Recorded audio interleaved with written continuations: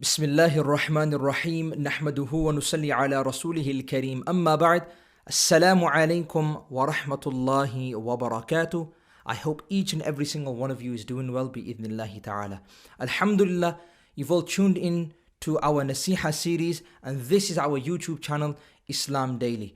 Firstly, I want to say a huge Jazakallah to each and every single one of you for your love and support that you've been showing this project. And I humbly request each and every single one of you to make dua that Allah subhanahu wa ta'ala accepts this project and He makes it easy for us, inshaAllah. In today's episode, with the feedback that I received from a lot of brothers and sisters, they advised that the episode number 2 was complete, but they wanted me to discuss a few further points with regards to dua. So this is episode number 3, guys. But think of this episode to be part 2 of the previous episode, inshallah. So, with regards to dua, I mentioned 4 key points in the last episode. And if you've not seen the episode, there'll be a link here somewhere. Inshallah, you guys can click on the link and watch the previous episode, inshallah al-aziz. Now, when the insan and when the human being has all the resources at his disposal, he has money, he has time, he has health, he has wealth, he has every single thing at his disposal. So imagine you have a person by the name, just say Abdullah. Abdullah, mashallah, is a healthy individual. He is a wealthy individual. He has wealth. Alhamdulillah, Allah subhanahu wa ta'ala has granted him time, and he has time. He has all the things that a person needs at his physical disposal. When the insan has every single thing at his disposal, but yet again he can't seem to fulfill a certain thing that he wishes to do. For an example, Abdullah decides to get married, or Abdullah decides to purchase a home, or Abdullah has decided that now I need my own vehicle and my own car. He has money, he has health, he has wealth, he has resources, he has contacts. He has every single thing at his fingertips. But even though he has all of these things, he cannot fulfill his dream of getting married. He cannot fulfill his dream of purchasing a home. He cannot fulfill his dream of buying a brand new car.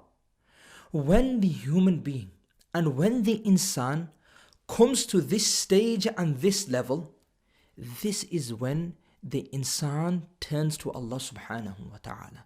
This is when the insan, he turns to Allah subhanahu wa ta'ala, and this is when he makes dua to Allah subhanahu wa ta'ala. So this is one key point that I really wanted to mention to you guys. That dua, when a person becomes hopeless, but he has every single thing at his disposal, this then leads him to make dua to the Almighty Allah subhanahu wa ta'ala. This is one point. Another point is that I would like to add on to this first point is sometimes we might not have no resources whatsoever. We might not have money. We might not have health. We might not have wealth. We might not have time. We might not have things at our disposal. This situation also will turn a person to the Almighty Allah subhanahu wa ta'ala, and this is also an occasion when a person will make dua to the Almighty Allah subhanahu wa ta'ala, and this can also be understood by various ayat from the Holy Quran and various stories of the Anbiya alayhimus salatu wassalam, and I will just give you a few. You have Prophet Ibrahim alayhi salatu wassalam. He is being thrown in a fire that has been made to blaze for a number amount of days. And he can physically see that I will be thrown into this fire, and the way fire works, it does nothing but burn. And I'm going to be burnt. He does not have any resources at his disposal to save himself. What does this do? This makes him turn to Allah subhanahu wa ta'ala. And he says the famous words, Hasbunallahu wa ni'mal wakeel.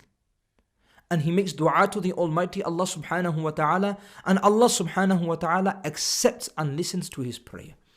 Another example is the Prophet Zakaria alayhi salatu wassalam. He's come at a certain age in his life.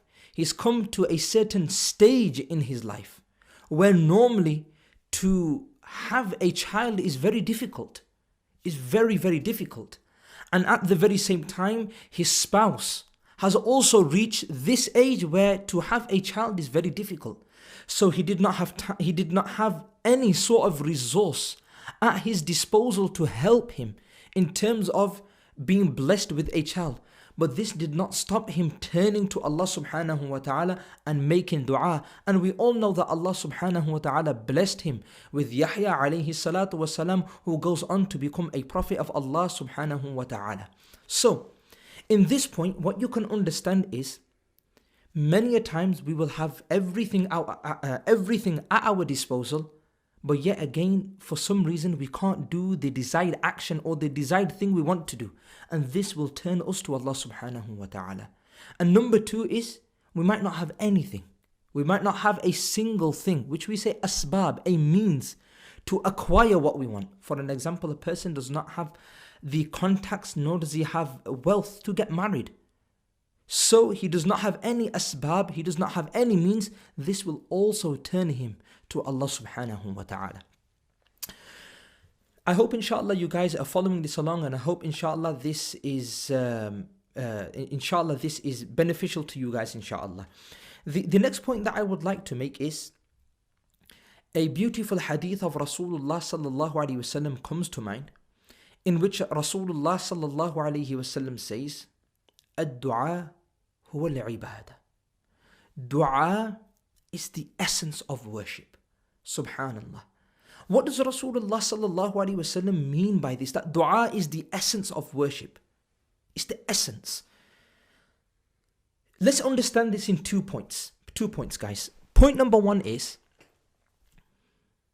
Allah subhanahu wa ta'ala, like I mentioned in the previous episode, in episode number 2, Allah subhanahu wa ta'ala says, وَقَالَ رَبُّكُمْ مُدْعُونِي أَسْتَجِبْ لَكُمْ. Whenever you call unto me, I will listen and accept your dua. So when a person makes dua to the Almighty Allah subhanahu wa ta'ala, the first thing he is doing, he is acknowledging that Allah subhanahu wa ta'ala listens to his dua, and he's acting upon this verse of the Holy Quran where Allah wants us to ask from him. This is the first thing. The second thing here is that when a person is making dua, what is he actually doing, guys? Let's have a really, really good think. What is he actually doing? He is acknowledging that Allah subhanahu wa ta'ala is the king of all kings. Allah subhanahu wa ta'ala is the one who has power over everything. As an insan, I'm humbling myself in front of Allah. Oh Allah, even though I have everything, even though I have everything at my disposal, oh Allah, I humble myself in front of you and I ask from you. He is acknowledging that Allah subhanahu wa ta'ala is inna Allah ala kulli shay'in qadir. That verily Allah subhanahu wa ta'ala has control over everything. He has power over everything. By making dua, you are acknowledging Allah subhanahu wa ta'ala. You are acknowledging the power of Allah subhanahu wa ta'ala. We are acknowledging the might and the force of Allah subhanahu wa ta'ala. So this is why Rasulullah sallallahu alayhi wasallam says, "Ad-du'a huwa al-ibadah." That when you are making dua, this is the essence of your worship. This is the essence of ibadat. It's the essence of worship, because in this we are acknowledging two things. One, we are acting upon the verse of the Holy Quran, وَقَالَ رَبُّكُمْ مُدْعُونِي أَسْتَجِبْ لَكُمْ. And then number two, we are humbling ourselves in front of Allah, the creator, the maker, the giver of each and every single thing. We are acknowledging this by making dua to Allah subhanahu wa ta'ala. The final point that I would like to make is, one is making dua in our own language, in our own words, or in the Arabic language, but in our own words. But the other thing is making dua from the teachings of Rasulullah sallallahu alaihi wasallam. There are certain dua out there, there are certain du'as out there that Rasulullah sallallahu alaihi wasallam taught the ummah and taught the Sahaba ridwanullahi ta'ala alayhim ajma'in. So what better to make dua with the wordings that Rasulullah sallallahu alaihi wasallam has taught us. Subhanallah.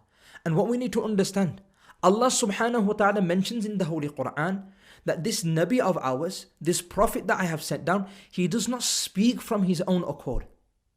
Rasulullah sallallahu alaihi wasallam, he does not speak from his own accord. He speaks that what Allah subhanahu wa ta'ala wants him to speak. So those du'as that have been taught by Rasulullah sallallahu alaihi wasallam, in essence, it is Allah subhanahu wa ta'ala teaching Rasulullah sallallahu these du'as, telling Rasulullah sallallahu about these du'as, and then he himself sallallahu alaihi wasallam relaying those du'as onto the ummah. So we should try our utmost best to learn the du'as from the hadith of Rasulullah, from the ocean of ahadith that we have from Rasulullah sallallahu alaihi wasallam, and also those du'as that have been mentioned in the Holy Quran. We should try to bring them into our lives. The du'a of Ibrahim alayhi salatu wassalam, the du'a of Nuh alayhi salatu wassalam, these have all been preserved in the Holy Quran, so we can use these very same words that were used by the Anbiya alayhi salatu wasalam, and then ask from Allah subhanahu wa ta'ala. Let me just give you a very quick example. The dua of the Prophet Yunus alayhi salatu wasalam, when he was in the stomach of the whale, in the depth of the ocean, the darkness of the night, the darkness of the ocean, and then the darkness within the stomach of the whale, he calls unto Allah subhanahu wa ta'ala, La ilaha illa anta subhanak, inni kuntu min al-zalimin. La ilaha illa anta subhanak, inni kuntu min al-zalimin. He begins by praising and acknowledging Allah subhanahu wa ta'ala, and then he refers to himself, inni kuntu min al-zalimin. Oh Allah, verily I have done something wrong. I acknowledge that I have made a mistake. So imagine we are using the words of Prophet Yunus alayhi salatu wasalam, and we use them in our du'as. Allah subhanahu wa ta'ala listened to these words when Yunus alayhi salatu wasalam used them. Allah subhanahu wa ta'ala will surely and definitely listen when we use these very same words and when we call unto him. The last and final point, and I will definitely leave it here for you guys, is there is a proverb, we could say, or a few couplets in the Arabic language where the poet says, In kana la yarjuka illa muhsin. That if Allah subhanahu wa ta'ala was there only for the pious people, then we the sinners, where would we go? So Allah so beautifully has given us this way of calling unto him, which is dua. Whenever we do any wrong, whenever we slip up in our time in this world, we have a beautiful way to connect to Allah subhanahu wa ta'ala, which is dua. So I pray to the Almighty Allah subhanahu wa ta'ala that He gives us the true ability to understand the essence of dua and make us amongst those individuals who constantly remember Allah subhanahu wa ta'ala through dua. Please guys, I want you to like, share and subscribe to this beautiful project, to our YouTube channel Islam Daily. Please hit the thumbs up and the like button so I know that you guys are really engaging and enjoying these videos. In the comment section below, please let me know your feedback, your thoughts, or maybe anything that you guys want me to discuss, inshallah. Feel free to drop a comment below in the comment section, inshallah. I try to read them on a regular basis. And once again, I want to say a massive jazakallah for all the love and support that you guys are giving. The last and final thing that I want to keep you guys updated with, inshallah, very, very soon, we will be releasing our first ever podcast, inshallah. Hopefully it should be ready by the end of the month. I will keep it a surprise. Follow our social medias, which is Instagram, Facebook and Twitter, where we will be posting all the updates. Inshallah guys, I will see you next week. My name is Muhammad Ali. Remember me in your sincere du'as. Assalamu alaikum wa rahmatullahi wa barakatuh.